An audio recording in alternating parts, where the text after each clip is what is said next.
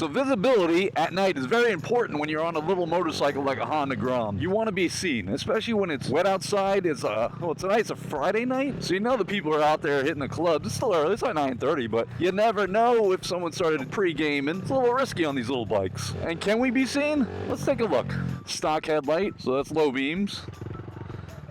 Oh, that's skill switch. There we go. And high beams, that's what we're working with right now.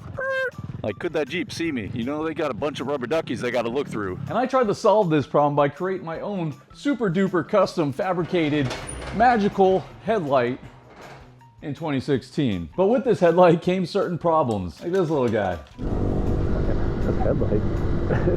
And when this headlight wasn't busy waving at people on the sidewalk next to me, it was sucking the juice out of my batteries. I just stalled my bike. You stalled it? Yeah. Does it start? Nope. We gotta bump start this. No, why'd you turn it on? I didn't, I stalled. It's just sliding. This ain't gonna work. But the good news is it's no longer 2016, it's now 2026, and it's time for a glow up. That's gonna be nice. The same company that makes the McLaren P1 headlight makes now a Honda Grom headlight.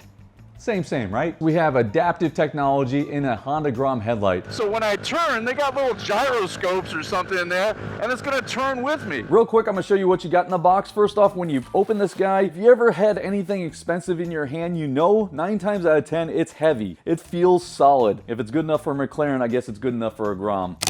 But I'm not going to spend a lot of time on the installation because the good people at JW Speaker, guess what? They did their whole installation video. I want to give you a little side-by-side comparison. Let's see how the adaptive headlight looks compared to the stock headlight. Cue footage. Well, let's take it in the real world and see how it does out on a night ride. But right off the bat, look at that. That's the newer Grom right there. And then we got our JW Speaker headlights right here. And then there's the SF, so let's back up. SF Grom over here, JW Speaker headlight right here. Very bright. I like it. Right off the bat, I can definitely notice a brighter headlight. So let's light the, oh, look at that bright. So there's the bright headlights.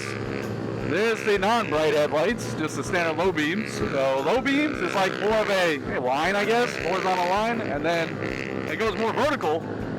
Look at that, we just put a high beam on Cody here. Look at these two good headlights just cruising in the night. Hey, let's see if we can sync our gyroscopes around this turn. You want it? We'll cross streams. And let me pause it right here. Where you're looking in this top left corner, that's the gyroscopes activating. Pay attention to that. And you can really see it in this video in my neighborhood. As I'm making these hard turns, you can see more and more of those lights illuminate as the gyroscope is activated.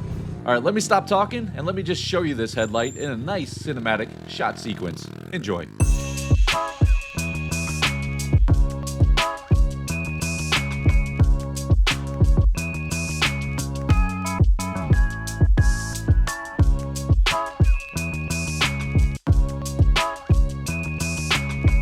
Homeboy's getting repoed. That was quick. So after trying to build my own solution and failing pretty bad at it, I can get a bump started on there if it's just rocks.